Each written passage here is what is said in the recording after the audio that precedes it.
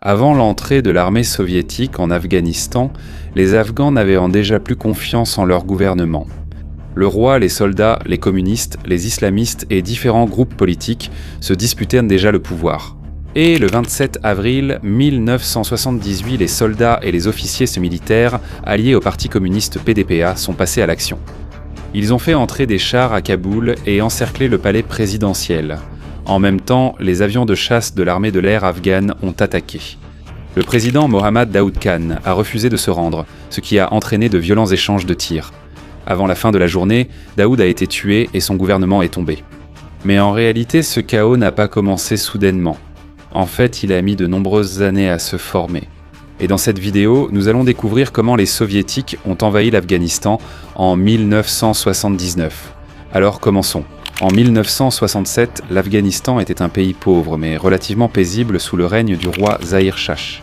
L'Afghanistan a longtemps été entouré de pays plus puissants.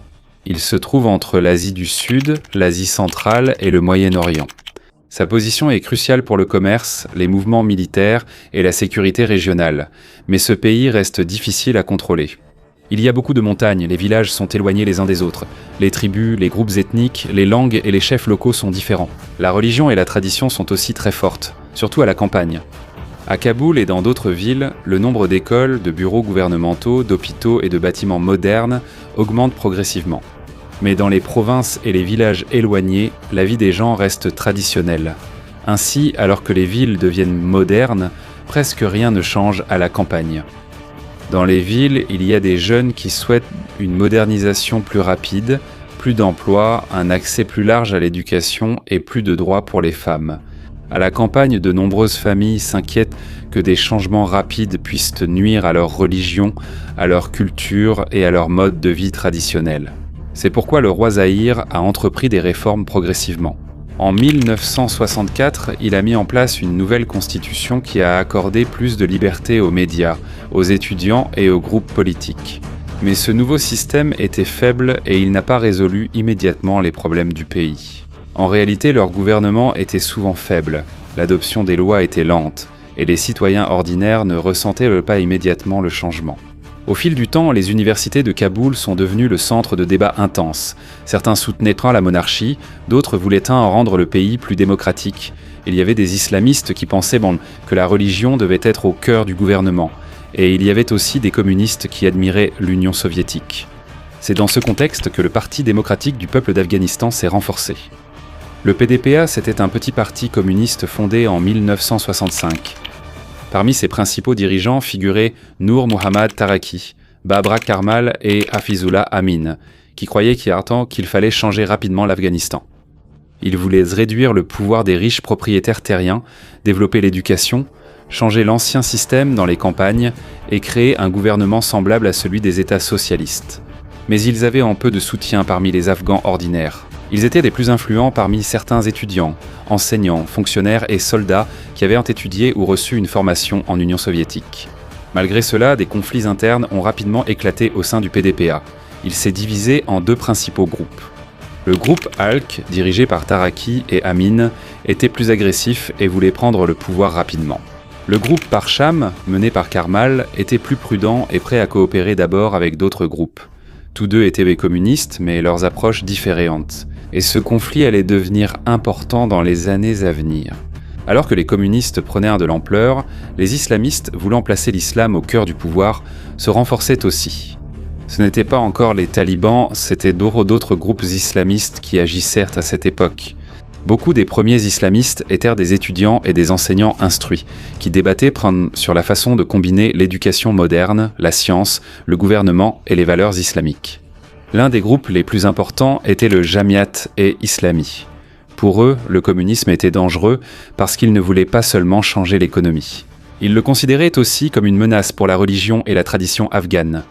Ainsi, à l'approche des années 70, la partie éduquée de la société devenait de plus en plus divisée. Un côté se tournait vers le socialisme de style soviétique. L'autre côté voulait former un gouvernement plus centré sur l'islam. Pendant ce temps, le gouvernement royal essayait de ne pas s'aligner complètement avec les États-Unis ou l'Union soviétique. C'était important parce que c'était le sommet de la guerre froide. À cette époque, les États-Unis et l'Union soviétique étaient en conflit. Ils cherchaient tous les deux des pays qu'ils pouvaient aider et influencer.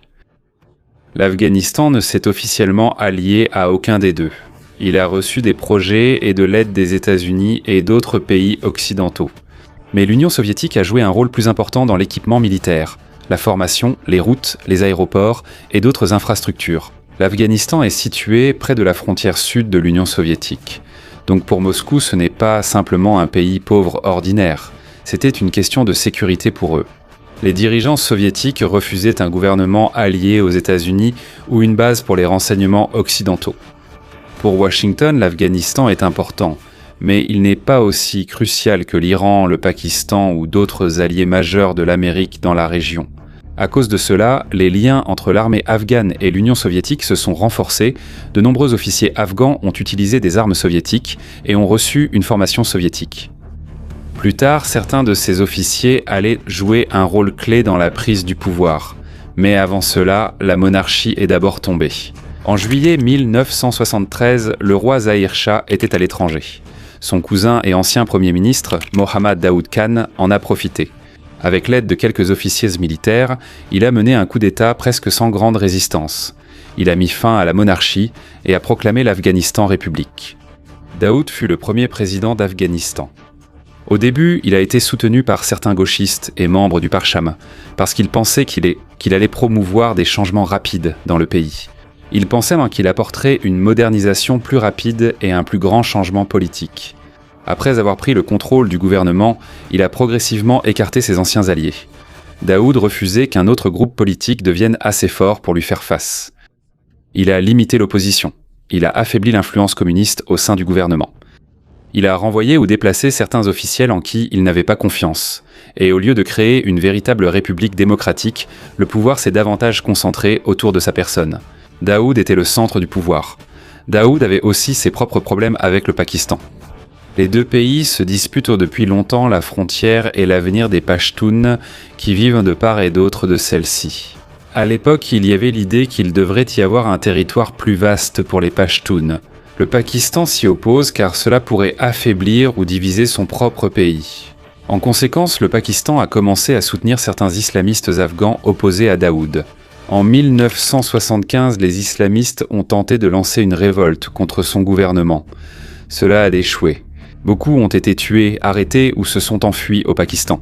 Parmi ceux qui ont fui se trouvaient plusieurs hommes qui allaient devenir des commandants célèbres dans les guerres à venir. Au Pakistan, les fugitifs ont trouvé un refuge sûr, une formation et un soutien qu'ils pouvaient utiliser contre Kaboul. C'est ici que l'opposition islamiste armée a commencé à s'organiser, pour devenir plus tard une partie de la grande résistance des Moudjahidines. Malgré cela, Daoud s'est également éloigné progressivement de l'Union soviétique. Il ne voulait pas que l'Afghanistan dépende uniquement de l'aide, des armes et de l'influence de Moscou. C'est pourquoi il s'est rapproché des États-Unis, de l'Iran, de l'Arabie saoudite, de l'Égypte et de l'Inde, et il a également essayé d'améliorer les relations avec le Pakistan. Ce que Daoud voulait, c'était que l'Afghanistan puisse établir librement des relations avec différents pays sans se laisser dicter sa conduite par l'Union soviétique. Lorsqu'il a rendu visite à l'Union soviétique en 1977, il y a eu des tensions entre lui et le dirigeant soviétique Leonid Brenev. Moscou s'inquiète des liens croissants de Daoud avec d'autres pays. Mais la réponse de Daoud est claire. L'Afghanistan est un pays libre et indépendant et ne doit pas se laisser dicter sa conduite par un autre gouvernement, qui il peut rencontrer ou laisser entrer dans le pays. Depuis lors, il est devenu encore plus suspect aux yeux de la direction soviétique. Mais cela ne signifie pas non plus que Moscou a directement planifié tout ce qui allait se passer ensuite. Jusqu'à aujourd'hui, les historiens débattent encore de l'ampleur du rôle de l'Union soviétique dans l'histoire de 1978. Ce qui est clair, c'est que le PDPA était proche de Moscou et avait de solides liens avec les officiers utilisant le système militaire soviétique. En avril 1978, Mir Akbar Kiber, un membre éminent du PDPA, a été assassiné. On ne sait pas clairement qui l'a tué. Lors de ses funérailles, des milliers de partisans communistes ont défilé à Kaboul. Cela a effrayé le gouvernement, qui craignait que le PDPA ne se soulève et ne prenne le pouvoir. Daoud a vu la manifestation comme une grande menace. Il a donc fait arrêter les principaux dirigeants du PDPA. Mais il s'est trompé sur un point crucial. Hafizullah Amin, l'un des principaux dirigeants du PDPA, n'a pas été arrêté immédiatement.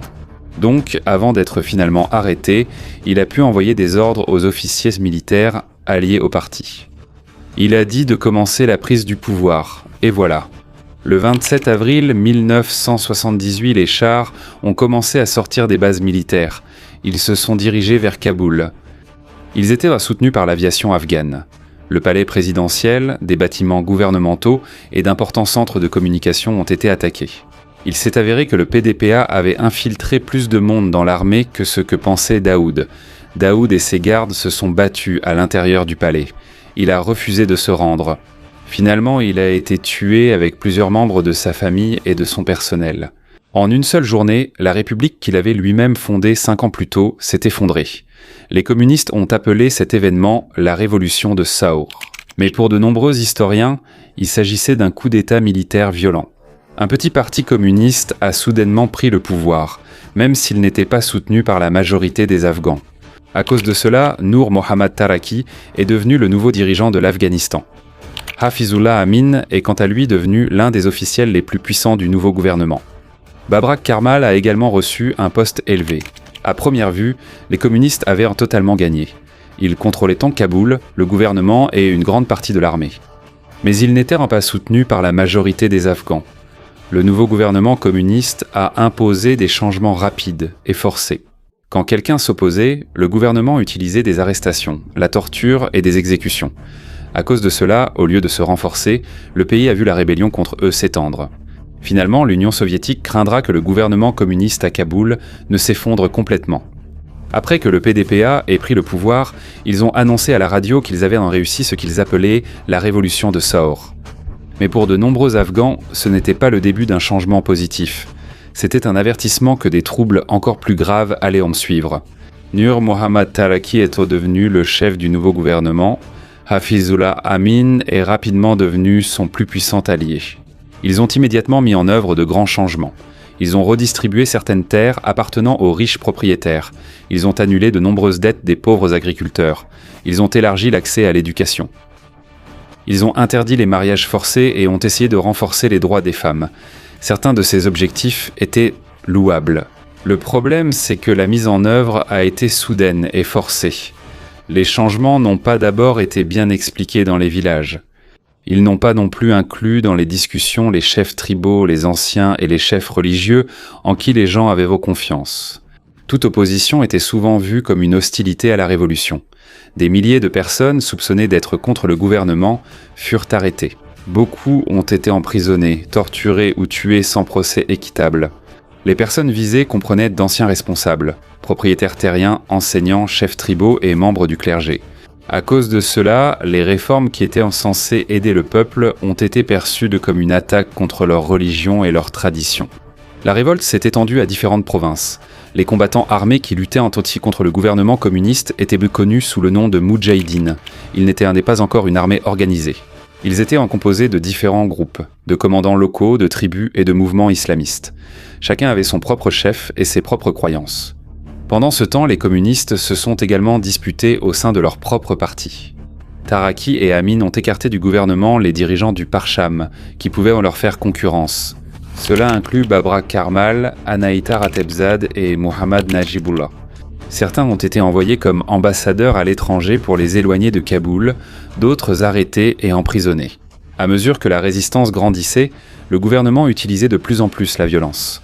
Au lieu de s'affaiblir, la révolte s'est intensifiée. En février 1979, Adolphe Dubs, l'ambassadeur des États-Unis, a été enlevé à Kaboul.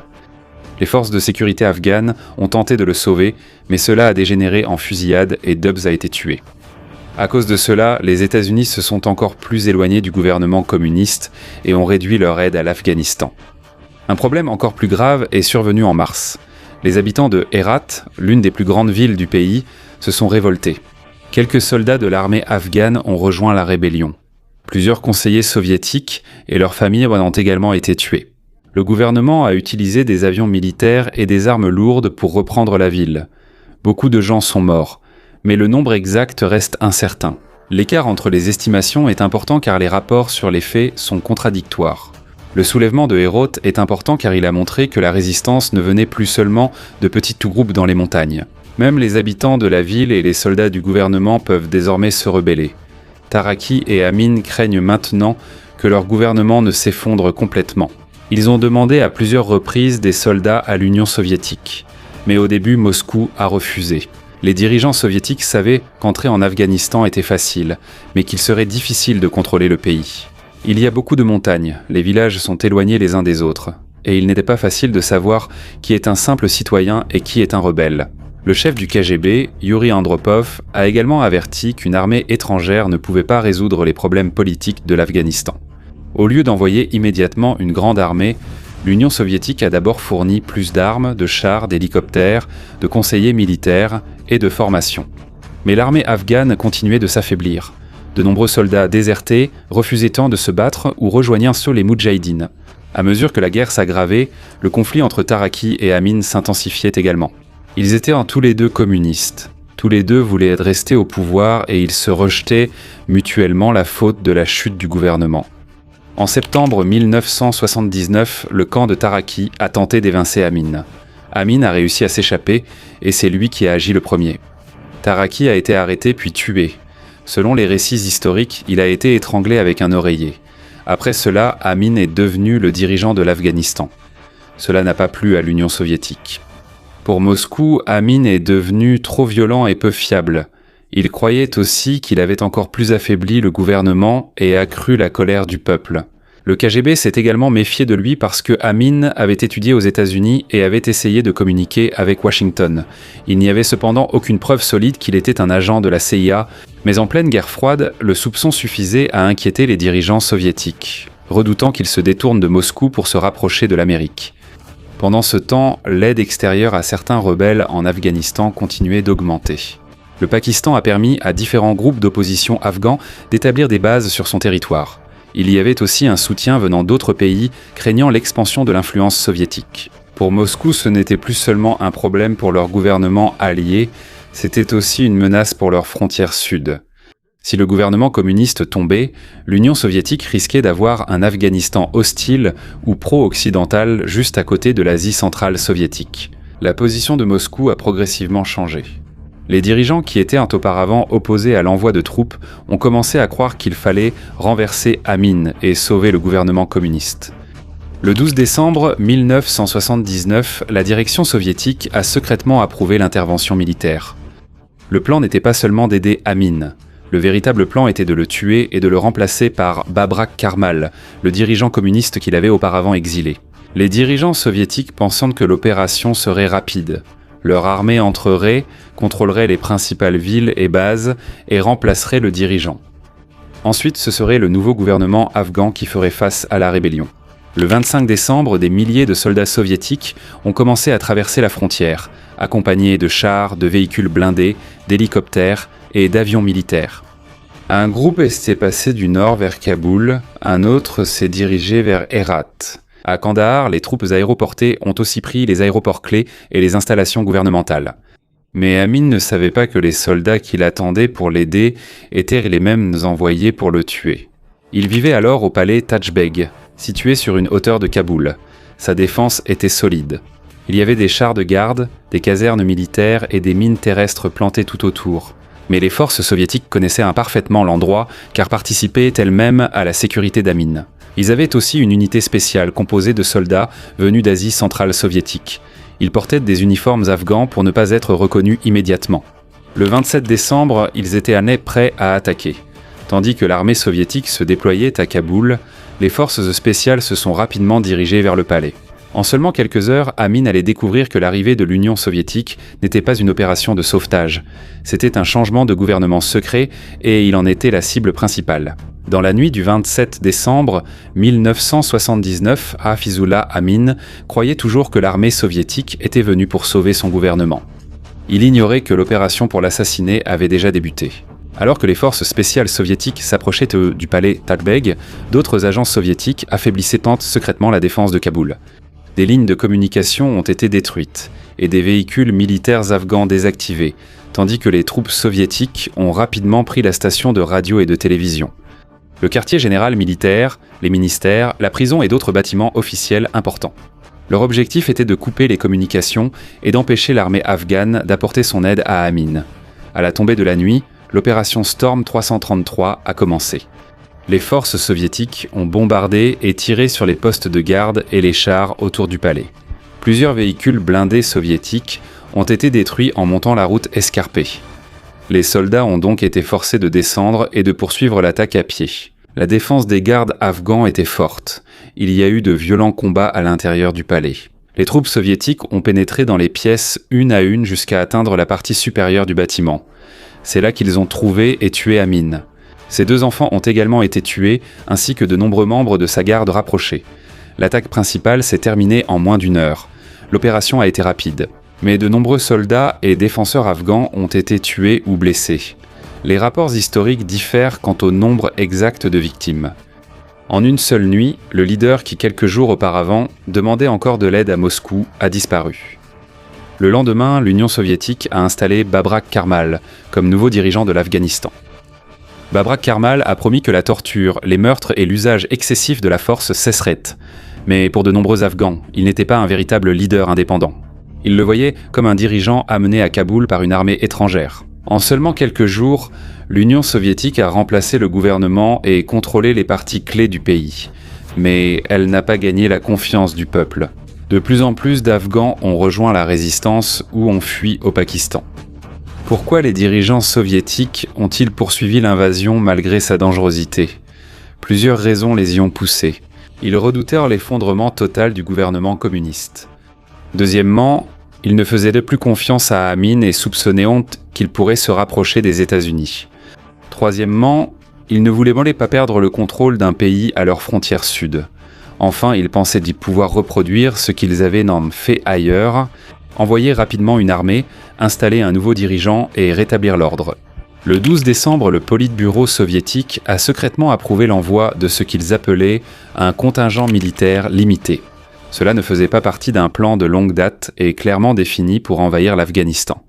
C'était une décision rapide, prise par crainte de perdre un allié au milieu de la guerre froide. Mais leur principale supposition était erronée.